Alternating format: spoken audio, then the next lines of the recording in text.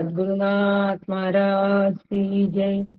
गुरु ब्रह्मा गुरुर्विष्णू गुरुर्देवो महेश्वरा, गुरु साक्षात परब्रह्म तस्मै श्री गुरुवे नमः। अभाग्यासी करी भाग्यवंत, ऐसे श्री गुरु काका श्रीमंत, जीवत्वाची खंत स्वरूपी विराली श्रीराम।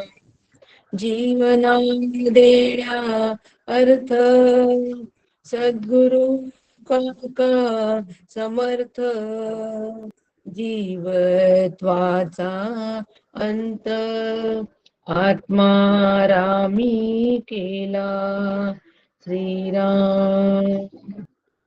शुकासारिखे पूर्ण वैराग्य जाचे, वसिष्ठा परी ज्ञान योगेश्वराचे, कवी वाल्मिका सारिखा मान्य ऐसा, नमस्कार माझा सद्गुरु रामदासा।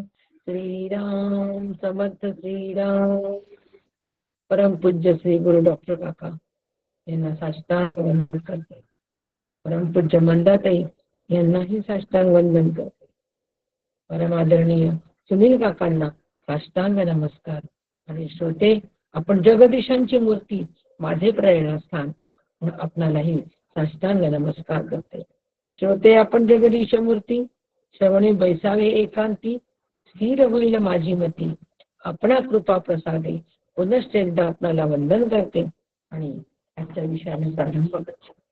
चिंतनाचा विषय दासबोध, आणि ह्या दासबोधाच्या अंतर्गत दशक 20वा सुरू आहे आणि आज आपला 8वा समास सुरू आहे। संपूर्णपणे दासबोध जो आहे हा पूर्णत्वाकडे चाललेला आहे, म्हणून पूर्ण नामदशक समर्थांनी दिलेले आहे। अत्यंत बारकावे दिलेले आहेत। चिंतनाचे सूक्ष्म बारकावे, विचार सूक्ष्म विचार, आणि सूक्ष्म विचार करून सूक्ष्मातीत व्हायचं आहे, म्हणून पूर्ण नामदशक असं ह्या दशकाचं नाव आहे। आणि याच्यामध्ये समर्थांनी आज 8वा समास जो दिलेला आहे तो देहे क्षेत्र निरूपण असा ह्या समासाचं नाव आहे। फार सुंदर असा समास आहे, देहे क्षेत्र निरूपण। जर आम्ही हा समास वाचला तर लक्षात येईल की हा तर एवढा सोपा समास आहे की या समासामध्ये खरंच समजून सांगण्याचं काय एवढं नाहीये। एक 10 मिनिटांमध्ये हा समास समजून घेता येतो। कारण आता आपण ज्या वेळेला पूर्णत्वाकडे येतोय त्यावेळेला देह म्हणजे क्षेत्र हे तर आपल्याला संपूर्णपणे माहीत होऊन गेलेलं आहे। हिशोब झाला मायेचा, झाला निवाडा तत्वांचा, हा तर आमचा झालेलाच आहे निवाडा। आता फक्त निर्गुण ब्रह्म ते अंतरी बिंबले एवढाच भाग आमचा राहिलेला आहे, एवढाच भाग राहिलेला आहे। परंतु ते त्याच्यासाठी आम्हाला जाणणं ही प्रक्रिया करावी लागते, जाणावं लागतं। त्याच्याशिवाय आम्ही ते ब्रह्म, निर्गुण ब्रह्म अंतरामध्ये निश्चल करू शकत नाही। आणि म्हणून समर्थांनी परत एक रिव्हिजनाच्या माध्यमातून आम्हाला देहक्षेत्र निरूपण हा एक समास दिलेला आहे। समास सुरू करण्यापूर्वी एक आपल्याशी थोडासा त्याचा तो असा की आता आपला 8वा समास सुरू आहे।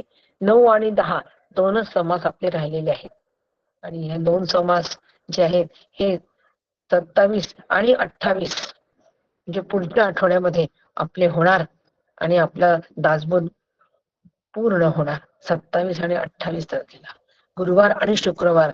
27 तारीख गुरुवारची आहे, 28 तारीख शुक्रवारची आहे। असा आपला 27 आणि 28 फेब्रुवारी या दिवशी आपला दासबोध हा पूर्ण होणार। 4 वर्षापासून जो आपला दासबोध सुरू आहे, पंकज देशपांडे आणि रश्मी देशपांडे या उभयतांच्या वास्तूमध्ये याची ऑफलाईन सुरुवात झाली, आणि सुनील काका घेत होते, आणि मग हळूहळू सुनील काकांच्या व्यस्ततेमुळे दासबोध मी घ्यायला लागले आणि मग तो ऑनलाईन व्हायला लागला, कारण आमचं वारंवार इकडे सगळीकडे जाणं असायचं म्हणून तो आम्ही ऑनलाईन केला ऑफलाईनचा. आणि मग तो पंकज आणि रश्मी देशपांडे यांच्या निमित्ताने हा दासबोध आपला सुरू. आणि आपण सगळे साधक लोक जॉईन झाले हो, आणि फार सुंदर असा प्रतिसाद दिला. सगळे अभ्यासू लोक जॉईन झालेले आहेत, मनापासून अभ्यास करतात दासबोधाचा, आणि अत्यंत सुंदर असा प्रतिसाद मिळालेला आहे. म्हणूनच तो दासबोध प्रत्येक समासावर एक वेगळा प्रकाश टाकला गेला, आणि तो असा तो प्रकाश टाकल्यामुळे तो असा उमलत गेला. प्रत्येक पदर तत्वज्ञानाचा उमलत गेला, आणि त्याच्यातून माझा अभ्यास झाला दासबोधाचा. आपल्या निमित्ताने जगदीशांची मूर्ती आपल्याकडून प्रेरणा घेऊन माझा अभ्यास पूर्ण झाला, ग्रंथाचा अभ्यास झाला. तसा नाही, ग्रंथाचा अभ्यास झाला. आणि म्हणून आपण जगदीशांची मूर्ती आपल्याला मी साष्टांग प्रणिपात करते. असा 28 फेब्रुवारीला आपला हा पूर्ण होणार. परंतु याची सुरुवात जी केली आहे ही सुनील काकांनी सुरुवात केली होती, त्यामुळे शेवटही सुनील काकांनी करावा उपक्रम उपसंहार. आणि अशा पद्धतीने एक विचार अंतःकरणामध्ये डोकावला. पंकज रश्मीशी बोलले, त्यांनी पण याला मान्यता दिली. आणि म्हणून आता असं ठरलंय की 28 फेब्रुवारीचा जो आपला दासबोधाचा वर्ग आहे, तो त्या दासबोधाच्या वर्गामध्ये सुनील काका तो वर्ग घेणार शुक्रवारचा. आपल्या सगळ्यांना अत्यंत आनंदाची पर्वणी हो अगदी.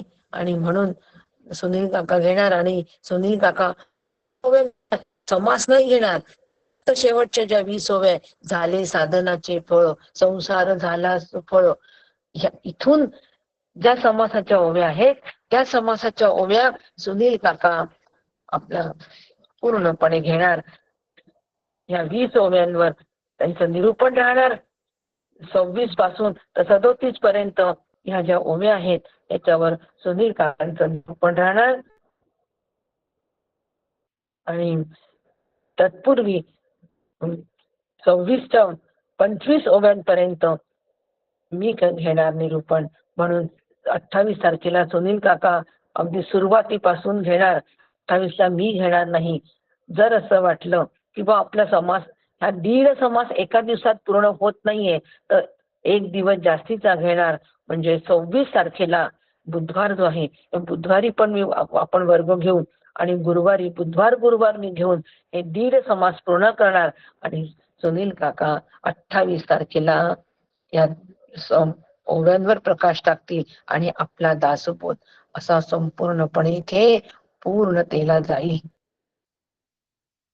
आणि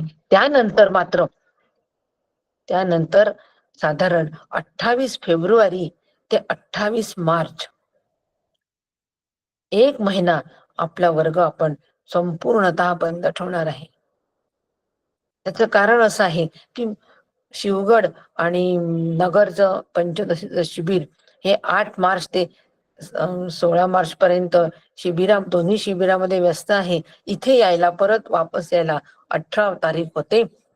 आणि म्हणून त्याच्यानंतर मग इमिजिएट चालू करण्यापेक्षा हा 28 मार्च पासून हा वर्ग सुरू होईल. कारण आता आपला जो वर्ग सुरू होणार आहे या वर्गामध्ये आपण पंचदशी हा विषय घेतो आहे. आणि पंचदशीची वेळ ही रात्रीची नसावी, कारण आता इतक्यात बघतो आहे रात्री बरेच नेट प्रॉब्लेम येतोय, आवाज येत नाही, नीट बरोबर समजत नाही. आणि हा शास्त्रीय ग्रंथ आहे, हा रात्रीच्या वेळेला जर घेतला तर तमोगुण जरा जास्ती हावी असतो. काही ना काही प्रमाणामध्ये शरीर थकलेलं असतं, मन थकलेलं असतं, आणि तमोगुण हावी असतो. त्यामुळे कोणाला तमोगुणाला बाजूला सारायचं आणि जबरदस्तीने हा ऐकायचा. पंचदशी म्हणजे फार मोठा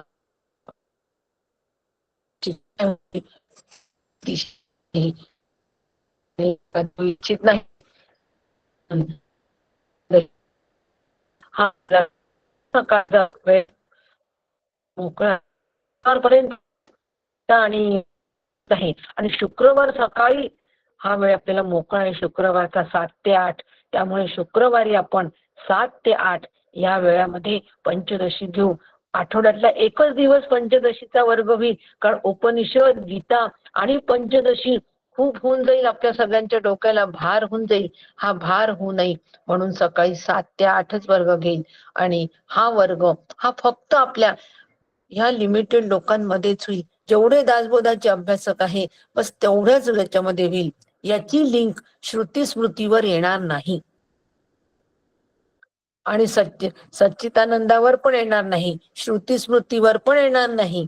दासबोध संपला की येत्या महिनाभरामध्ये पंचदशी अभ्यास वर्ग असा एक ग्रुप तयार करू.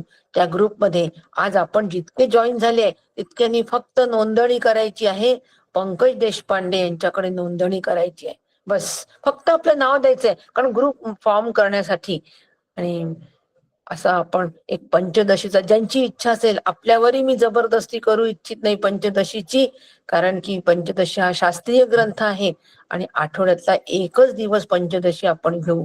जर आपल्याला वाटलं थोडस आपण त्या पंचदशीच्या भाषेमध्ये विषयामध्ये रुळू आणि एकदा ती भाषा आपल्या अंगवळणी पडली की मग आपण आठवड्यातले 2 दिवस सुरू करू. पण सुरुवातीचे 6 महिने तरी आपण एकदाच घेऊ आठवड्यातला. मग पुढे जर असं वाटलं तर आपण निश्चितपणे 2 दिवस घेऊ. मग एक वर्ग रात्री घेऊ, एक वर्ग सकाळी घेऊ. थोडी भाषा पण अंगवळणी पडेल, थोडं क्लिष्टता पण त्याच्यातून निघून जाईल आणि असं मग नंतर हळूहळू वेग वाढवू. सुरुवातीला फक्त आपण एकच दिवस हा वर्ग घेऊ, तो म्हणजे शुक्रवार सकाळ. म्हणून पंचदशी शिकायची जर इच्छा असेल, ऐकायची इच्छा असेल तर मात्र पंकज देशपांडेकडे आपले उद्यापासून नोंदणी करा. या किंवा हो चालेल, या श्रुती स्मृतीवर किंवा भजगोविंदमवर आपण ज्या ज्या ग्रुप मधून आता जॉईन झाला आहात त्या कोणत्याही ग्रुपवर नोंदणी करू नका. कोणत्याही ग्रुपवर नोंदणी करू नका. म्हणून पंकज देशपांडेकडे किंवा रश्मी देशपांडेकडे आपण नाव नोंदवू शकता. रश्मी देशपांडेकडे नोंदवलं तर खूपच चांगलं होईल, कारण पंकज व्यस्त असतो. तिच्याकडे आपले नाव नोंदवा आणि मग एक ग्रुप आपण फॉर्म करू, पंचदशी अभ्यास वर्ग असा तो ग्रुप तयार होईल आणि आपण त्याच्यात चालू करू. कोणावर जबरदस्ती नाही, आग्रह नाही. ज्याची इच्छा असेल पंचदशी ऐकायची त्यांनी जरूर नाव नोंदणी करा. तिथेच लिंक येईल आणि तेवढ्याच ग्रुप मधले लोक जॉईन होतील. एवढी आपणास नम्र विनंती करते. कारण ह्यानंतर आपला जो वर्ग आहे तो एकदम एक तर 26 ला होईल की 27 ला होईल त्याची नोटीस आपल्याला तत्पूर्वी येईल. 25 तारखेला नोटीस येईल. 26 चा असेल तर 25 ला येईल. 27 चा असेल तर 26 तारखेला नोटीस येईल. म्हणून थोडस सावध पण राहायचं. आणि आता आपण आपल्या विषयाला सुरुवात करू. विषय आपला आहे देह क्षेत्र निरूपण. आता देह क्षेत्र निरूपण, देहाला क्षेत्र म्हटलंय म्हणजे शरीराला क्षेत्र म्हटलंय आणि शरीराला क्षेत्र म्हटल्या बरोबर आम्हाला काय आठवतो? आम्हाला कोणता श्लोक आठवतो? गीतेमधला श्लोक आठवतो. हो, 13वा अध्यायाचा पहिला श्लोक आठवतो. इदम शरीरम कौंतेय क्षेत्रमित्यभिधीयते. हे शरीर, हे कुंतीपुत्र अर्जुना, या शरीराला क्षेत्र असं म्हटलं जातो. ह्या शरीराला क्षेत्र असं म्हणतात आणि ह्या शरीराला, ह्या क्षेत्राला जो जाणतो त्याला क्षेत्रज्ञ असं म्हणतात. क्षेत्रज्ञ. आज आम्हाला क्षेत्रज्ञ नाही बघायचंय. आज आम्हाला क्षेत्रज्ञ बघायचं नाहीये. आज आम्हाला फक्त क्षेत्राचा अभ्यास करायचा आहे. देह हे क्षेत्र आहे असं म्हटलेलं आहे. मग हे देह हे क्षेत्र कोणत्या अनुषंगित म्हटलेलं आहे? क्षेत्र कोणत्या अनुषंगित म्हटलेलं आहे एवढं आम्हाला आज विचार समजून घ्यायचा आहे.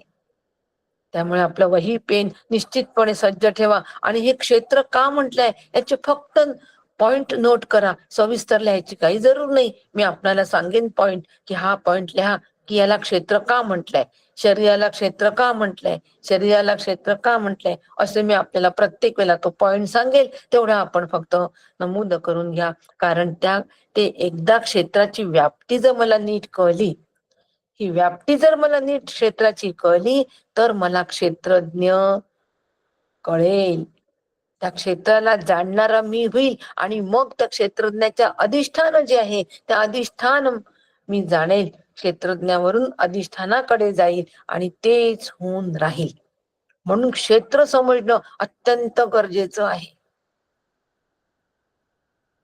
आणि म्हणून ह्या शरीराला क्षेत्र असं म्हणतात. म्हणून भगवंत आणि समर्थ सुद्धा या ठिकाणी शरीराला प्राधान्य देतात आहे.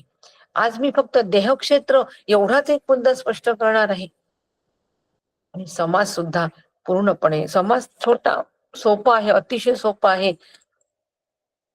म्हणून प्रकाश टाकण्यात येणार आहे. देह, या देहाला, या शरीराला क्षेत्र का म्हणतात. आणि म्हणूनच आम्हाला इथे तर विवेक सुरू करायचा आहे. शरीराच्या दृष्टीनेच विवेक सुरू करायचा आहे. बस. म्हणून आपण जी वस्तू पाहतो, सगळ्यात पहिले शरीर कसं आहे. शरीर हे दृश्य आहे, म्हणजे दिसणार आहे. हे दृश्य आहे, दिसणार आहे. आणि दृश्य म्हणजे इंद्रिय गोचर आहे हे. आणि याचं ज्ञान घेणारा द्रष्टा, याचं ज्ञान घेणाऱ्याला द्रष्टा असं म्हणतात. म्हणजे घट ही दृश्य वस्तू आहे आणि घटाचं ज्ञान घेणारा म्हणजे हा घट आहे. ही एक डब्बी आहे, ही दृश्य स्वरूपाची डब्बी आहे. पण ही डब्बी आहे हे ज्ञान ज्याला होतं तो द्रष्टा आहे. ही ज्ञेय वस्तू आहे आणि ज्ञेय वस्तूचं ज्ञान ज्याला होतो तो ज्ञाता आहे. म्हणजे मी ज्ञाता आहे, म्हणजे जीव ज्ञाता आहे. आत्मा ज्ञानरूप आहे. आत्म्याला ज्ञान होत नाही हे स्पष्ट सांगते मी. म्हणून ज्याला ज्ञान होतं ही डब्बी आहे. हे ज्ञान ज्याला होतो तो ज्ञाता आहे, तो जीव आहे. तो जीव आहे, तो ज्ञाता आहे, तो द्रष्टा आहे. हा घट आहे, हा वृक्ष आहे, हा पर्वत आहे. हे सगळं जे ज्ञान आम्हाला होतं, या सर्व ज्ञानामध्ये ज्ञाता असतो. आणि ज्ञाता हा या ज्ञानापासून, ज्ञेय विषयापासून वेगळा असतो. ह्या डब्बीपासून, या डब्बीला जाणणारा जो मी हा वेगळा आहे की नाही. सगळ्यांना मान्य आहे की नाही. हे सगळ्यांना मान्य आहे. आणि म्हणून हा ज्ञाता जो आहे, हा ज्ञाता भिन्न स्वरूपाचा असतो. घटद्रष्टा घटात भिन्न इति न्याय. म्हणजे घटाचा द्रष्टा हा दृश्य घटापासून भिन्न स्वरूपाचा आहे. म्हणून हा जो द्रष्टा आहे म्हणजे मी, या दृश्य वस्तूला म्हणजे ह्या डब्बीला मी डब्बी, मी डब्बी असं म्हणतो का आपण? नाही. मी डब्बी असं कधी म्हणून घेत नाही. पण माझी डब्बी, माझी डब्बी असं आपण म्हणतो. ही डब्बी माझी आहे, ही डब्बी माझी आहे असं म्हणतो. मी डब्बी असं म्हणत नाही. हे अगदी पक्क लक्षात ठेवायचं. म्हणून यावरून काय सिद्ध होतं की दृश्य आणि द्रष्टा हे दोन भिन्न स्वरूपाचे घटक आहे. दृश्य म्हणजे डबी आणि मी भिन्न स्वरूपाचे घटक आहे. शरीर दृश्य आहे आणि ह्या शरीराला जाणणारा जो आहे तो भिन्न स्वरूपाचा आहे, वेगळा आहे. माझं शरीर, माझं शरीर, माझं शरीर, माझा हात, माझं डोकं, माझे डोळे असं म्हणतो. म्हणून माझं माझं म्हणणारा हा या शरीरापासून वेगळा आहे. आधी हा मी देह आहे, मी देह आहे, मी देह आहे असं म्हणतो अज्ञानवश. परंतु त्याला थोडं ज्ञानाचा स्पर्श होतो आणि मग माझा देह, माझा देह, माझा हात असं म्हणतो. जे माझा आहे ते मी नाही. म्हणून दृश्य हे कधीच द्रष्टा होऊ शकत नाही. कारण का बरं? कारण हे दृश्य कसं आहे, या दृश्याला उत्पत्ती स्थिती लय आहे. शरीराला उत्पत्ती स्थिती लय आहे. कसं आहे दृश्य? उत्पत्ती स्थिती लय युक्त आहे. त्यानंतर याला हे शरीर निर्माण व्हायच्या आधी नव्हतं आणि शरीर नष्ट झाल्यानंतर पण राहणार नाही. म्हणजे हे जन्माच्या आधी नव्हतं आणि जन्मानंतर हे शरीर राहणार नाही. म्हणून याला प्रागभाव आहे. या शरीराला म्हणजे दृश्य वस्तूला या दोन्ही गोष्टी असतात. ही पक्क आम्ही लक्षात ठेवायचं. आणि म्हणून हे शरीर जे आहे हे जड अचेतन आहे. त्याला उत्पत्ती स्थिती लय आहे, प्रागभाव आहे, म्हणून ते जड अचेतन आहे. पक्क लक्षात घ्यायचं. जितकी ही डबी जड अचेतन आहे ना हो, तितकंच हे शरीर जड अचेतन आहे. असं वाटतं का आपल्याला? नाही, अजिबात वाटत नाही. कालबाह्य होणार आहे असं वाटतं का? अजिबात वाटत नाही. इतकं घट्ट आम्ही त्या देहाला पकडून ठेवलंय हो. मी देह आहे असंच मला वाटत आहे. माझ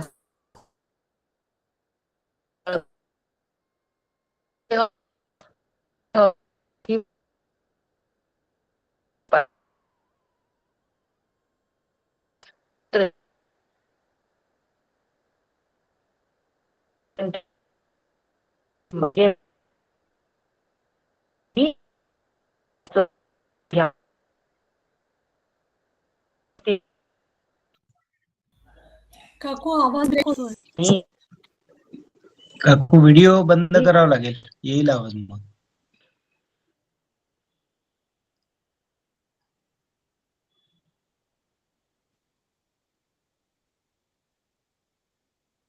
आणि एकदा मी पासून माझ्यापर्यंत यायचं आणि मग माझ्या देहानंतर आता एकदा माझा ठरल्यानंतर माझा जे माझं आहे ते मी नाही, कोण आहे हा तिसरा प्रश्न अंतःकरणामध्ये यायचा. आणि हो, माझं मीच. मग मी कोण आहे? सुरुवात ज्ञाता आहे तो मी आहे. मी आहे का? मग ज्ञाता कोण आहे?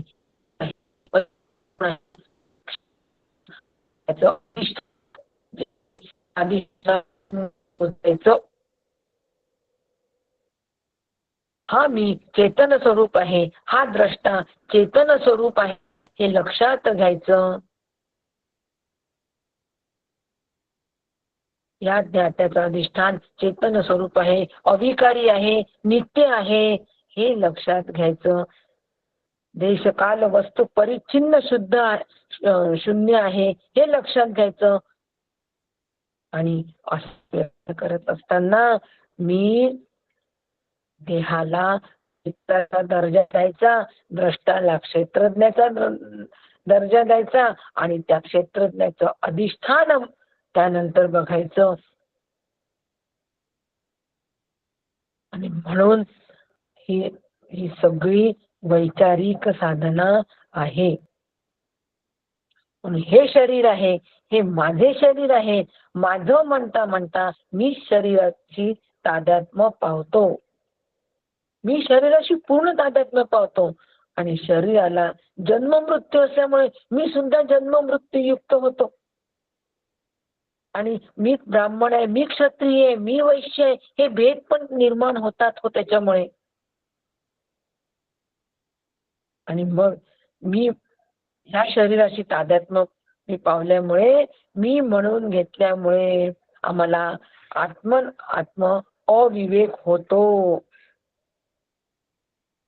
अविवेक तिथे तयार होतो. विवेक नाही म्हटलं, मी शरीर आहे म्हटल्यामुळे आम्हाला तिथे आत्म अविवेक तयार होतो.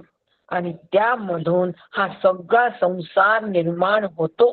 विधी प्रपंच तरु वाढला, वाढता वाढता विस्तीर्ण झाला, फळ येता विश्रांती पावला बहुत प्राणी. विधी प्रपंच तरु वाढला हो, याच्यामुळे. कशामुळे? मी शरीराला मी म्हणून घेतल्यामुळे हा विधी प्रपंच तरु वाढला. आणि वाढता वाढता विस्तीर्ण झाला संसार वृक्ष, फार फोफावत गेला.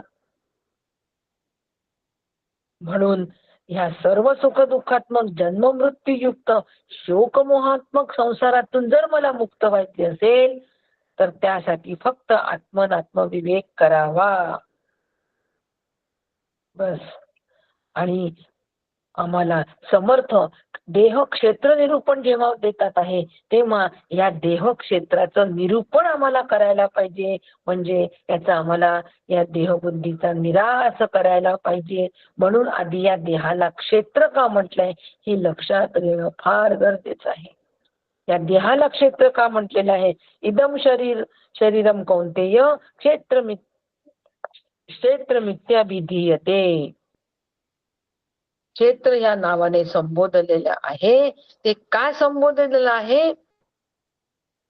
आता या ठिकाणी शरीर म्हणजे काय असा विचार करायला आपण सुरुवात करायची. हे शरीर कशाला म्हणतात? तर सगळ्यांना माहितीये, शीर्यमाण स्वभावत्वात इति शरीरम. लिहून घ्या ही व्याख्या. शीर्यमाण स्वभावत्वात इति शरीरम. या व्याख्या माहित पाहिजे. आता या बेसिक संकल्पना स्पष्ट पाहिजे. शरीर म्हटल्यानंतर हीच संकल्पना, हीच व्याख्या आम्ही म्हणायला पाहिजे की शीर्यमाण स्वभावत्वात इति शरीरम म्हणजे शरीरामध्ये सतत विकार निर्माण होऊन शेवटी शरीराचा नाश होतो. शीर्यते इति शरीरा म्हणजे ज्याचा नाश होत असतो, सातत्याने नाश होत असतो. एका दिवसात नाश होत नाही. रोज आमच्या शरीरातल्या डेड सेल्स खाली पडतात. आता ते उदाहरण देत नाही, म्हणून शरीराचा आमचा रोज क्षणाक्षणाला नाश होतो आहे. हे शरीर घटाप्रमाणे निर्माण झालेलं आहे. त्याला उत्पत्ती स्थिती लय युक्त आहे. जन्म जरा मरण आहे. जन्म मृत्यू युक्त आहे. आणि जन्म आणि मृत्यू या दोन घटनांमध्ये आम्हाला या शरीराची अनुभूती येते. मान्य की नाही? म्हणून देश काल वस्तू परिच्छिन्न हे शरीर आहे. इतकं शरीराबद्दलच आम्ही चिंतन आमचं असायला पाहिजे. आता आपण सगळेजण उपनिषदांचा अभ्यास करत असल्यामुळे मी फार फोड करून सांगितली नाही तर मग हा समास दोन वर्ग चालतो हो आपला. आणि आता दुसरा मुद्दा घ्या.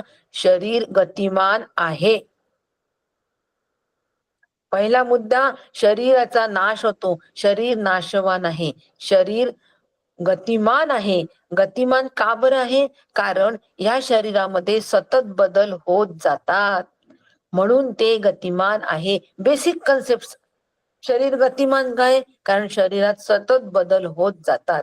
जग गतिमान काय? आपण काय म्हणतो, जगाची गती फारच आहे हो, कारण सतत परिवर्तन होत आहे.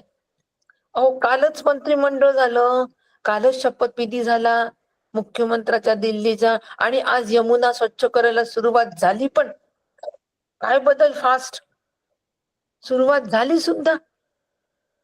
कालपर्यंत जी यमुना अगदी प्रदूषण युक्त होती, पाणी खराब होतं, अशी प्रदूषण युक्त असेल यमुना आज स्वच्छ करायला प्रारंभ झालाय.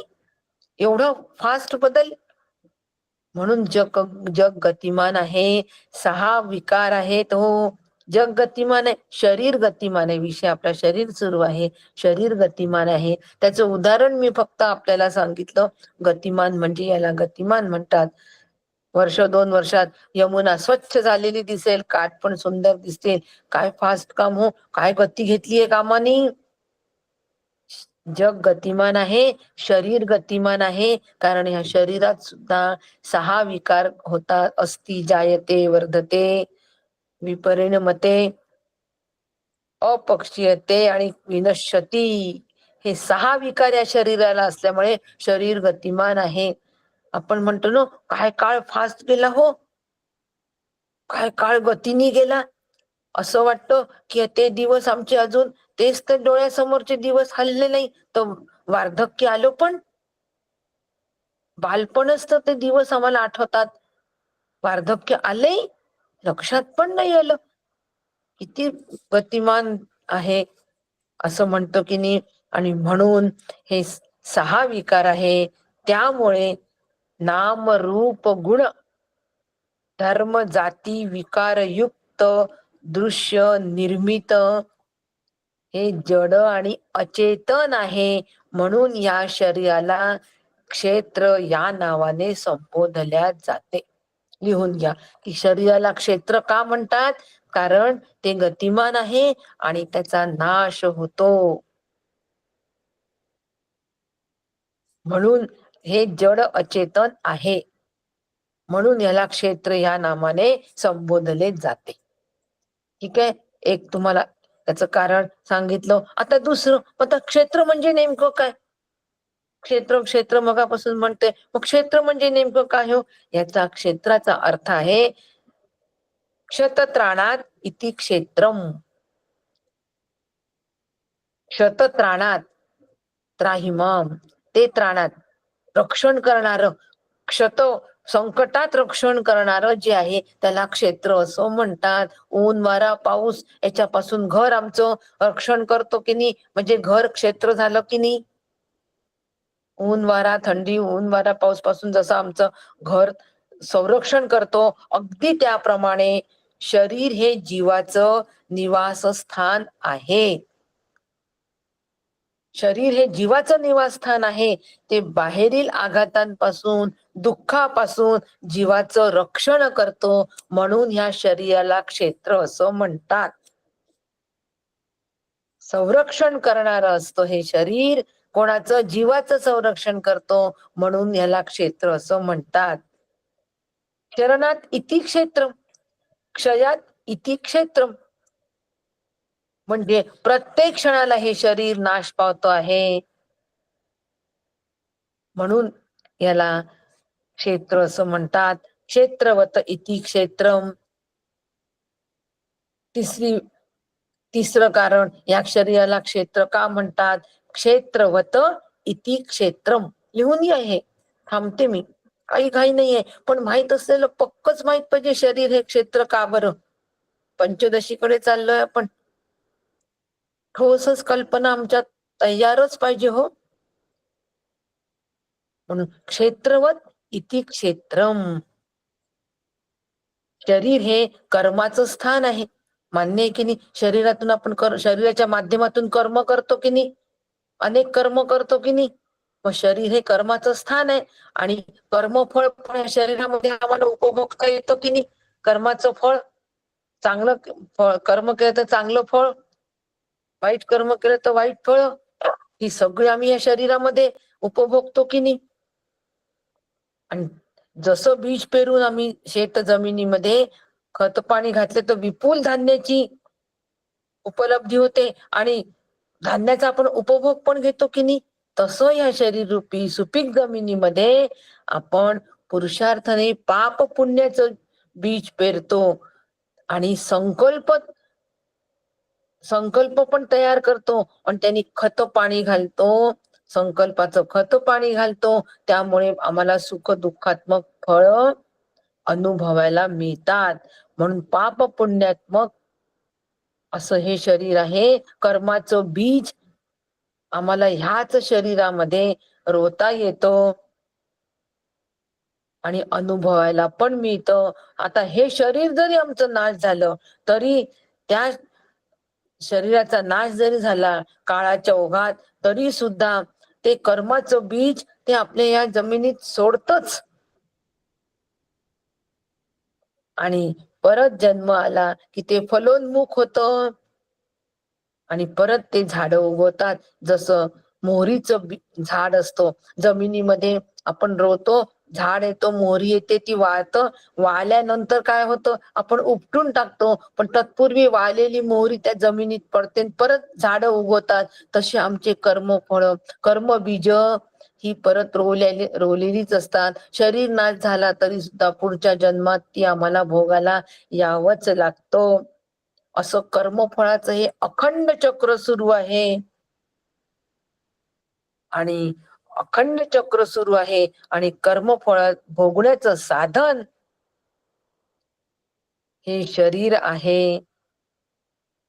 म्हणून आम्ही या जन्म मृत्यूच्या चक्रामध्ये बद्ध होतो, संसारी होतो, आणि मरते होतो. म्हणून शरीर हे क्षेत्र आहे. जसं मोहरीचं बी जमिनीत पडतं आणि परत उगवतं, तसं आमच्या कर्माचं बी हे पडतं, आणि ते परत शरीर रूपाने उगवतो.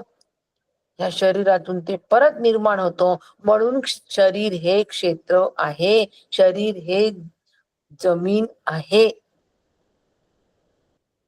तिसरं कारण आहे हे.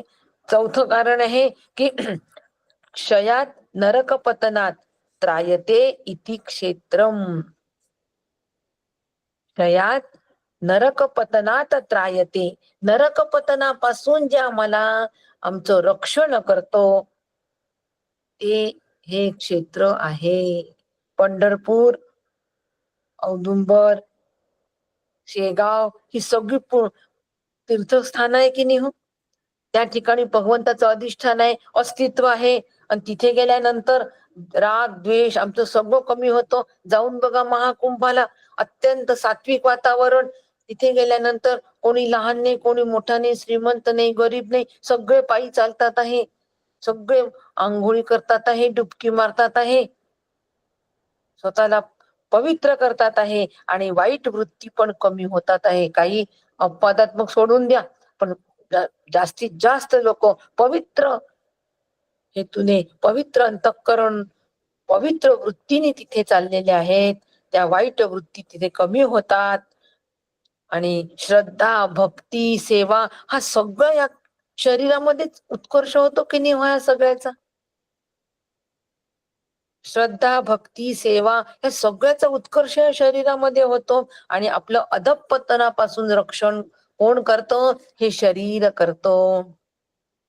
म्हणून शरीर हे क्षेत्र आहे. परमेश्वराच्या चैतन्याचं अस्तित्व असल्यामुळे ते चेतनशील होतं. आणि परमेश्वराच्या पुनीत स्पर्शाने हे मर्त्य शरीर धर्मक्षेत्र झालेलं आहे. धर्मक्षेत्रे कुरुक्षेत्रे. आता हे धर्मक्षेत्र करायचं की कुरुक्षेत्र करायचं हे आमच्यावर अवलंबून आहे. आम्ही जर सतत आत्मविचार करत असू, भगवंताचं स्मरण करत असू, तर आमचं हे धर्मक्षेत्र होणार आहे. आणि आम्ही जर सतत कशाचा विचार, सतत राग द्वेष असूया मत्सर दंभ, जगत कर्तृत्व, जगताला सत्यत्व, देहाला सत्यत्व देत असू, तर आमचं हे कुरुक्षेत्र होईल, रणांगण होईल. कुरुक्षेत्र करायचं की धर्मक्षेत्र करायचं हा माझा पुरुषार्थ आहे. म्हणून आधी हे क्षेत्र आहे हे मान्य करा. देहाला क्षेत्राचा दर्जा द्या. देहाला ज्या वेळेला क्षेत्राचा दर्जा देऊ तेव्हा या क्षेत्राचा उपयोग कसा करायचा हे आम्हाला श्री गुरु नीट सांगतात. याच्यातून मोक्षाचं पीक घ्यायचंय, या क्षेत्रातून मोक्षाचं पीक घ्यायचंय, भलतंच पीक घ्यायचं नाही. मोहरीचे झाड पेरायची बिलकुल नाही हो. ते पटकन वाळतात मोहरीचे झाड आणि परत उगवतात हो. असं पीक आम्हाला घ्यायचं नाहीये, परत उगवणारं पीक घ्यायचं नाहीये. आम्हाला मोक्षाचं पीक घ्यायचंय या क्षेत्रामधून.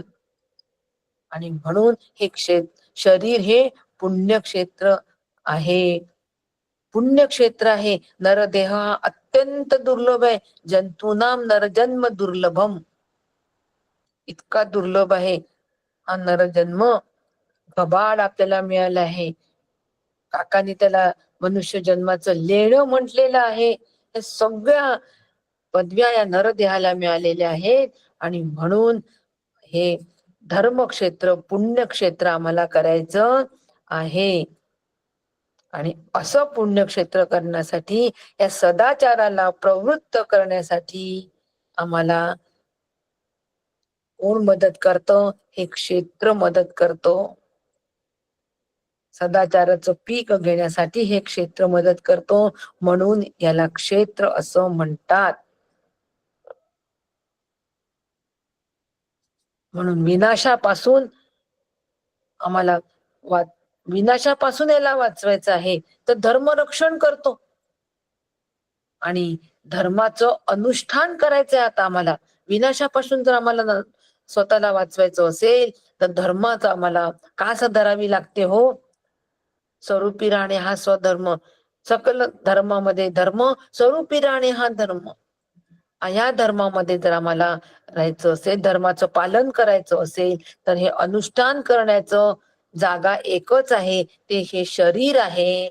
म्हणून शरीर हे क्षेत्र आहे. म्हणून ह्या शरीराला क्षेत्र असं म्हटलेलं आहे. मग आता नुसतं स्थूल शरीर क्षेत्र आहे का हो? नुसतं स्थूल शरीराला क्षेत्र म्हटलंय का? अजिबात नाही. स्थूल सूक्ष्म कारण हे सुद्धा शरीर क्षेत्रच आहे. हे सुद्धा क्षेत्रच आहे. आता सूक्ष्म शरीर कसं क्षेत्र आहे? त्या सूक्ष्म शरीरामध्ये राग द्वेष सुख दुःख सर्व वृत्ती या सगळ्यांची जाणीव होते. अंतःकरणाला जाणीव होते की नाही? जाणीव तत्व एकच आहे की नाही? सगळं जाणीव कळा आतमध्ये आहे की नाही? म्हणजे तो चिदाभास आतमध्ये आहे की नाही? त्या चिदाभास तो चेतनयुक्त आहे म्हणून आम्हाला सगळ्या गोष्टीची जाणीव होते की नाही? आता 15 मिनिटं वर्ग संपायला राहिले ही जाणीव सगळ्यांना आहे की नाही? पण आज 5 मिनिटं जास्ती घेणार आहे नेहमीप्रमाणे. समाज पूर्ण करायचाच आहे. आणि म्हणून या सगळी वृत्ती जी आहे, या सगळ्या प्रकारच्या वृत्ती आहे, या सगळ्या प्रकारच्या वृत्तीची जाणीव या सूक्ष्म शरीरामध्ये होते. आणि म्हणून ते क्षेत्र आहे. म्हणून ते क्षेत्र आहे. सूक्ष्म शरीर पण क्षेत्र आहे. कारण शरीर सुद्धा इथे भगवंताला अभिप्रेत आहे. कारण शरीर म्हणजे आत्म अज्ञान आहे. आणि आत्म अज्ञानच संसाराचं मूळ कारण आहे. परब्रह्माचं अज्ञान असल्यामुळे आम्हाला संसार हा सत्य वाटतोय आणि हे संसाराचं मूळ कारण आहे. अविद्या अज्ञान हेच मूळ कारण आहे. आणि आत्मअज्ञानाची प्रत्येकाला जाणीव आहे, निश्चित जाणीव आहे. म्हणून इदम शरीर स्थूल सूक्ष्म कारण शरीरम क्षेत्र इति अभिधीयते. म्हणजे स्थूल सूक्ष्म कारण शरीर हे अव्यक्तापासून स्थूलापर्यंत जे काही आहे हे सगळं क्षेत्र आहे. हे सगळं क्षेत्र आहे. म्हणून विद्वान लोक काय म्हणतात? ह्या क्षेत्राला जाणणाऱ्याला क्षेत्रज्ञ म्हणतात. तो क्षेत्रज्ञ मला व्हायचं आहे म्हणून हे शरीर क्षेत्र आहे. इतक्या कारणांमुळे त्याला क्षेत्र असं म्हणतात. हे पक्क लक्षात ठेवा. आणि ह्याला जो जाणतो तो क्षेत्रज्ञ. असं क्षेत्रज्ञ मला व्हायचंय. क्षेत्रज्ञ मी आहे. आता ह्या क्षेत्रज्ञाला त्यांनी काय जाणलं? आता ह्या क्षेत्रज्ञांनी काय जाणलं? त्यांनी जाणलं की हा संसार वृक्ष वाढत गेला, त्याचा खूप व्याप झाला आणि या व्यापामध्ये सगळ्या प्राण्यांना त्याची अन्न मिळाली, समाधान झालं. प्रत्येकाला आपल्या आवडीचं अन्न मिळालं. माणसांना शाकाहारी आणि प्राण्यांना मांसाहारी. आता आम्ही जर मांसाहार करत असू तर आम्ही कोण?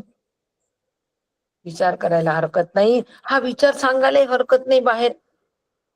काय बिघडलं? आणि अशा पद्धतीने मग आता हळूहळू हा संसार वृक्ष विधी प्रपंच तरू वाढला. कसा वाढला हो? फळ धान्य 6 रसांची तयारी झाली. अनेक चवी आल्या. आता ही चव भोगण्यासाठी कोणीतरी पाहिजे की नाही? म्हणून मानवी शरीर तयार झालं. कोण जाणतंय हे? क्षेत्रज्ञ. म्हणजे मी विचार करतोय म्हणजे हा जीव जो आहे, हा द्रष्टा जो आहे हा विचार करतोय. अशा पद्धतीचा आता या क्षेत्राकडे पाहायला सुरुवात झालीय. शरीर हे क्षेत्र हे कळल्यानंतर आता अशा पद्धतीने त्याचा विचार करणं, त्याला जाणणं चालू आहे. की अनेक शरीरे तयार केली, अनेक पदार्थ तयार केले हो, पण ते खायला लोक तर यायला पाहिजे. असं वाटतं की नाही आपल्याला की हे सगळे पदार्थ तयार केले ते खाणारे तर पाहिजे. एकटाच घरात मी आहे आणि 4-4 किलोचे पदार्थ करून ठेवले तर कसं होईल? 4 किलोचा पदार्थ संपायला कमीत कमी 40 लोक तर यायला पाहिजे की नाही? म्हणून इतके सगळे 6 रसांची निर्मिती झाल्यानंतर अनेक शरीरे तयार झाली. मग नुसतं शरीर होईल का हो? का मग त्याच केला पुतळा मातीचा तयार केला, अनेक पुतळे तयार केले, फायदा? ते शरीर आहे नुसते तयार करून काही फायदा होईल का? अजिबात नाही. म्हणून त्या शरीरामध्ये आता अनेक ह्या चवी आणि स्वादाचे विषय निर्माण जरी झाले तरी शरीरामध्ये ते भोगणारं तत्व पाहिजे हो. म्हणून भोगणारं तत्वासाठी जीव ही संकल्पना तयार झाली.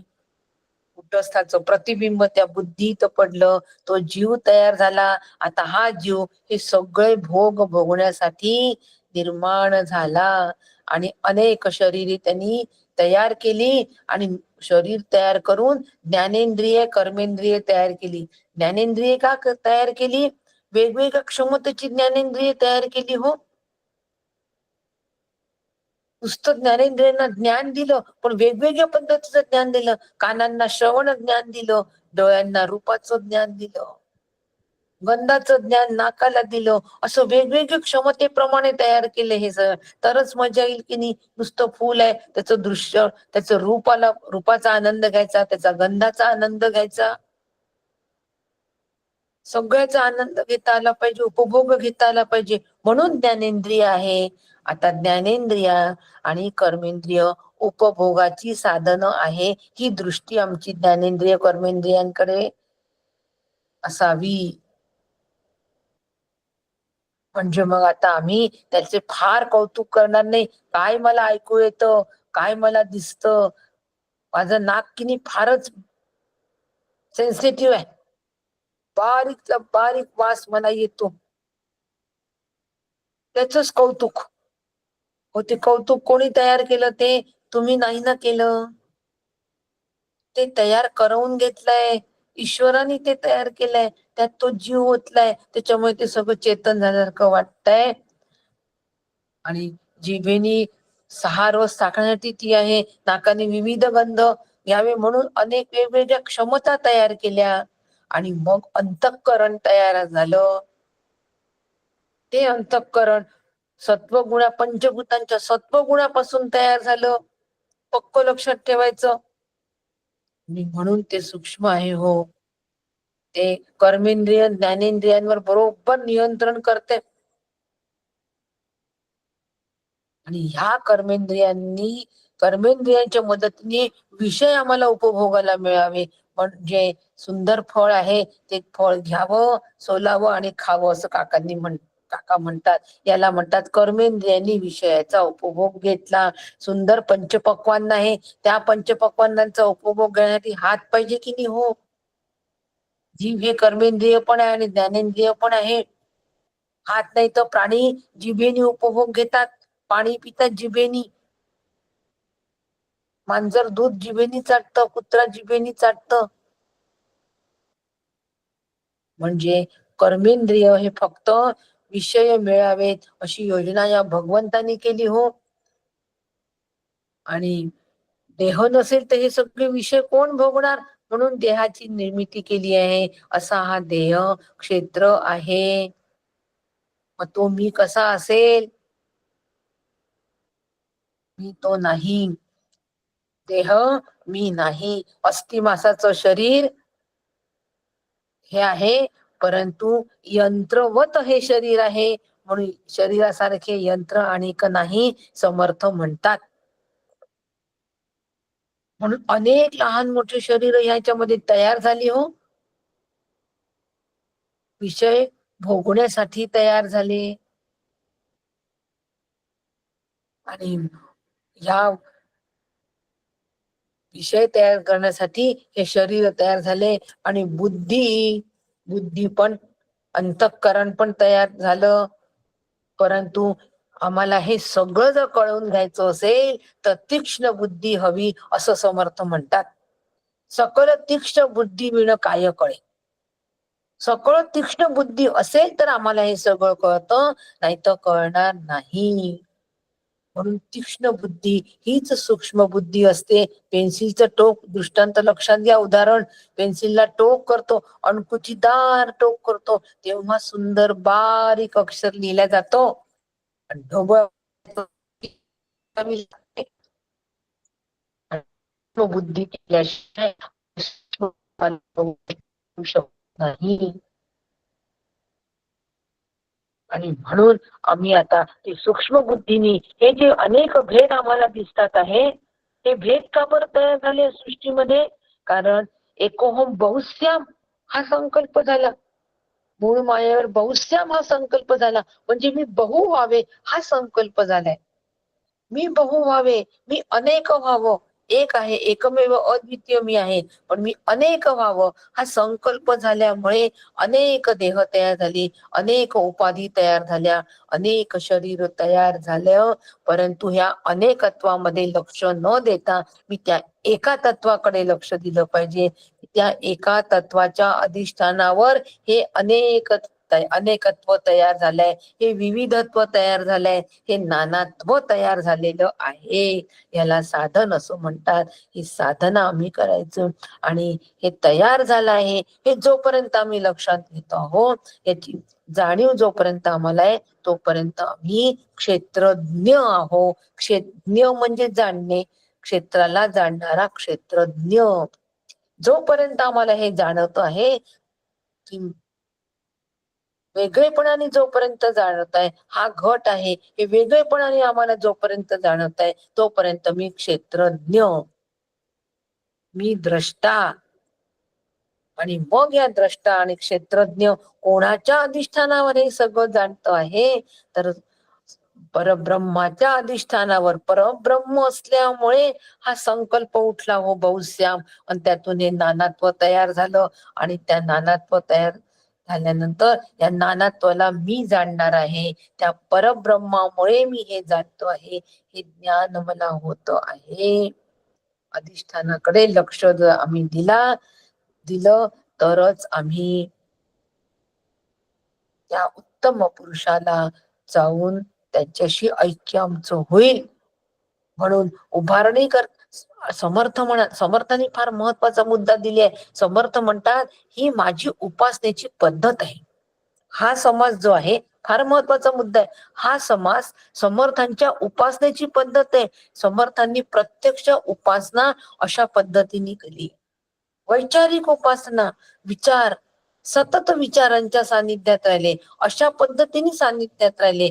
उपआसन म्हणजे उपासना, 2-4 पद म्हणायचे, 5-6 अभंग म्हणायचे, 1-2 स्तोत्र म्हणायचे, याला उपासना म्हणत नाही. याच्या माध्यमातून तो विचार एक गाठीस पकडायचा आणि तो सतत त्या विचारांच्या सहवासात राहायचं.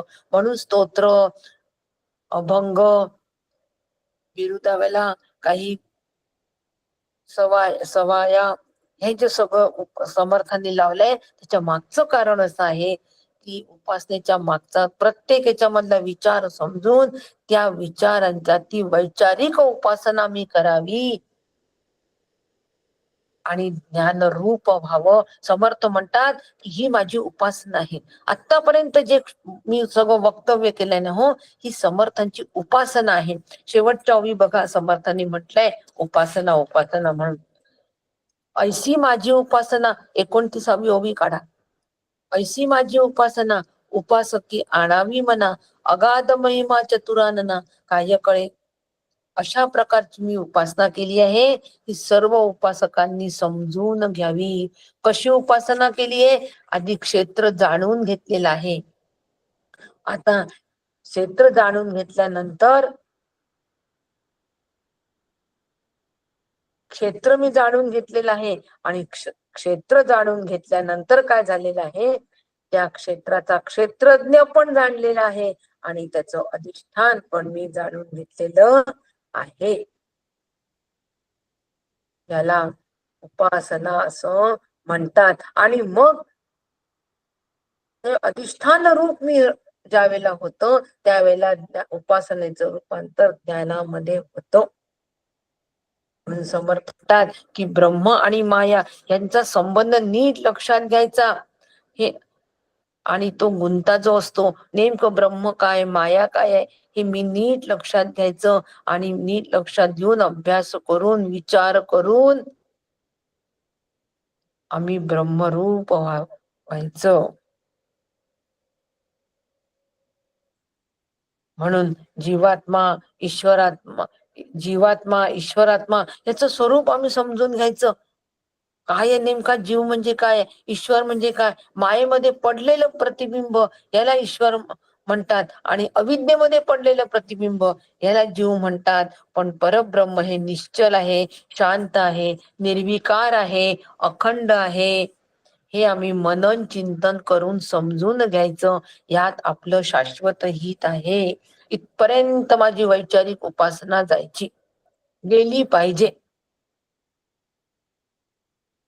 इतकी ही क्षेत्राच्या बाबतीमध्ये सुद्धा हा विचार इथपर्यंत क्षेत्राच्या बाबतीमध्ये विचार सांगितलेला आहे. आणि मग आता समर्थ आम्हाला इथे ईश्वराच्या म्हणजे चंचलाच्या बाबतीमध्ये विचार करायला शिकवतात आहे. की चंचलाच्या बाबतीत म्हणजे ईश्वराच्या बाबतीत पण कसा विचार करायचा आहे, की प्रत्येक शरीराला जी शक्ती दिलेली आहे, जे सामर्थ्य दिलेलं आहे, हे ईश्वराने दिलेलं आहे. आणि ईश्वरच सगळं या देहाचं हालचाली ईश्वरामुळे होतात आहे. तो नियम्य आहे, तो नियामक आहे. मी नियम्य आहे, तो नियंता आहे. आणि म्हणून ईश्वराच्या शरीराला अवतार म्हणतो. अवतार म्हणतो, रामकृष्णाचा अवतार, दत्ताचा अवतार, परशुरामाचा अवतार. कारण त्यांच्याकडे अतर्क सामर्थ्य असतं, तर्काच्या पलीकडचं असं अतर्क सामर्थ्य आहे. आणि त्या ईश्वराचा आम्ही अशा पद्धतीने विचार करायचा. त्या ईश्वराने काय केलं आहे, सृष्टीचा सांभाळ केलाय. कसा सांभाळ केलाय, विविध प्रकारची प्रचंड शरीरे धारण करून हे सगळा सृष्टीचा सांभाळ केलेला आहे. प्रचंड विशाल काय प्राणी तयार केलेले आहे. हत्तीसारखा प्रचंड देह असलेला पण प्राणी तयार केलेला आहे आणि सृष्टीचा सांभाळ केलेला आहे. जंगलामध्ये हे सगळे श्वापद हिंस्र पशु असल्यामुळे आम्ही जंगल तोड करत नाही. लक्षात घ्या, कुठेतरी आम्हाला भीती वाटते की जंगलात गेलो तर हे सगळे श्वापद आम्हाला खातील. म्हणून जंगलामध्ये हत्ती, वाघ, सिंह हे मोठे मोठे प्राणी तयार करून ठेवले, म्हणजे आमच्याकडून जंगल तोड होणार नाही. आता होते ती गोष्ट वेगळी, या प्राण्यांना मारून पण होते, परंतु ईश्वराने हे नियोजन अशा पद्धतीचं केलं. प्रचंड शरीरे धारण केली आणि सृष्टीचा सांभाळ केला. नाही तर आज इथे वृक्ष नावाची गोष्ट दिसलीच नसती हो. पण त्याचे परिणाम फार बिकट झाले असते. आणि म्हणून ईश्वराचं लीला सामर्थ्य लक्षात घ्यायचं, त्याचं अतर्क सामर्थ्य लक्षात घ्यायचं. लीला सामर्थ्य कोणती लीला आहे, सूर्य आपल्या कक्षेतच फिरतो, बरोबर वेळेवर उगवतो, वेळेवर मावळतो, तो कधी कंटाळा नाही करत. काय अतर्क लीला आहे हो भगवंताची. याच्या मागचं कारण काय विचारलं तर कारण आम्हाला सांगता येत नाही. तो वेळेत का उगवतो, वेळेत का मावळतो, म्हणून ती लीला आहे ईश्वराची. ढगामध्ये पाऊस येतो, लीला पाऊस आल्यामुळे जमिनीवर पाण्याचा साठा तयार होतो, सृष्टीचा सांभाळ करतो. पाऊस आल्यामुळे पिकं, अन्नधान्य तयार होतात, जीवाचा सांभाळ केला जातो.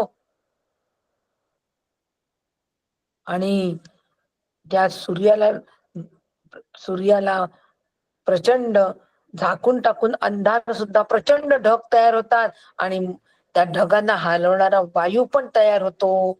सृष्टीचा सांभाळ करणारा ईश्वर आहे. या ईश्वराची ही सगळी रूप आम्ही लक्षात घ्यायची, ह्या सगळ्या अभिव्यक्ती आम्ही लक्षात घ्यायच्या ईश्वराच्या. आणि सगळ्या अभिव्यक्ती लक्षात घेऊन कौशल्य, भगवंताने ईश्वराचं कौशल्य लक्षात घ्यायचं. आणि एक महाभूत दुसऱ्या महाभूताला बरोबर सांभाळतो हो.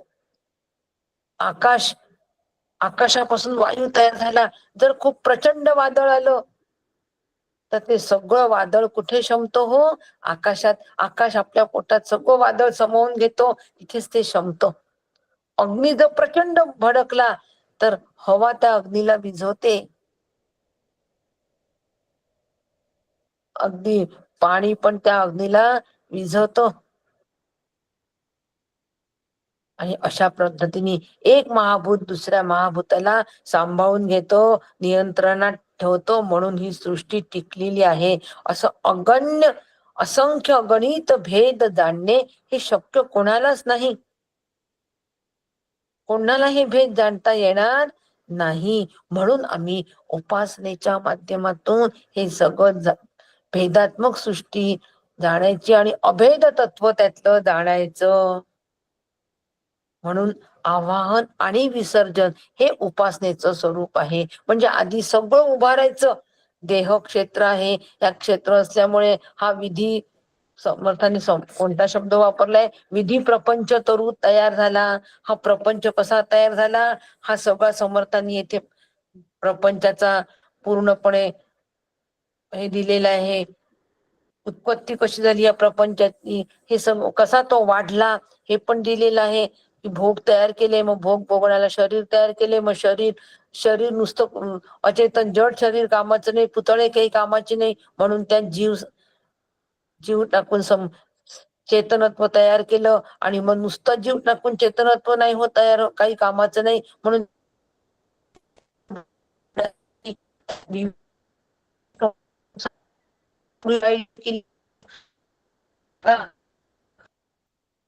म्हणून इतकं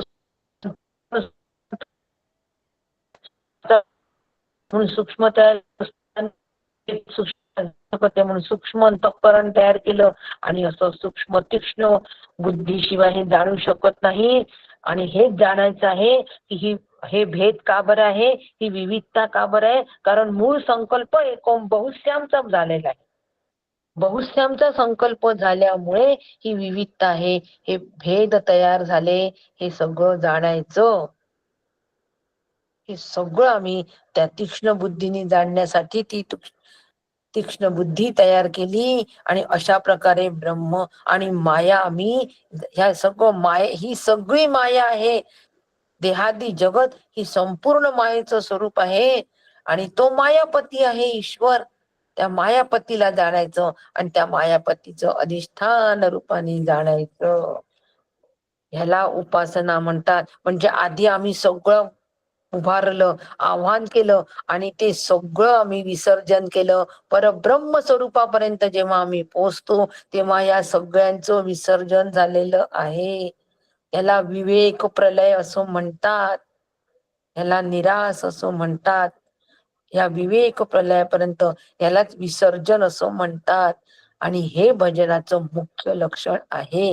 ही वैचारिक भजन आहे, ही वैचारिक उपासना आहे. ही कला समर्थांनी आज आम्हाला शिकवली आहे. आणि असा सतत विचार करणं विश्वाच्या बाबतीमध्ये, आवाहन आणि विसर्जन म्हणजे उभारणी आणि संवारणी, असा सतत विचार करावा. आधी मिथ्या उभारावे, मग ओळख होणी ते सांडावे, आणि मग सत्य ते अंतरी बाणावे. त्याच्यानंतर ते सत्य अंतरामध्ये बांधल्या जाणार आहे. निर्गुण ब्रह्म ते निश्चयी अंतरी बिंबले. हिशोब झाला मायेचा हिशोब झाल्याशिवाय नाही ते आतमध्ये येणार. हो, आधी हिशोब करा, आधी पैसे घ्या, मग प्रवेश झाला. निवाडा तत्वांचा निवाडा करा. एकच तत्व आत्मतत्वाचाच निवाडा केला, तत्वांचा झाडा केला, सगळ्या तत्वांचा 82 तत्वांचा झाडा केला. एक तत्व निवडलं आणि मग असते आतमध्ये बिंबलं. हे भजन आहे आणि हे वर्म आहे, हे समर्थ सांगतात. आणि अशा पद्धतीची समर्थांची ही उपासना आहे. तिसरी दासबोधे गुरु शिष्य संवादे देह क्षेत्र निरूपण नाम समास 8वा. या ठिकाणी वाणीला विराम देते. जय जय रघुवीर समर्थ. 10 मिनिटं जास्ती घेतले म्हणून क्षमा मागते. रामकृष्ण हरी वहिनी.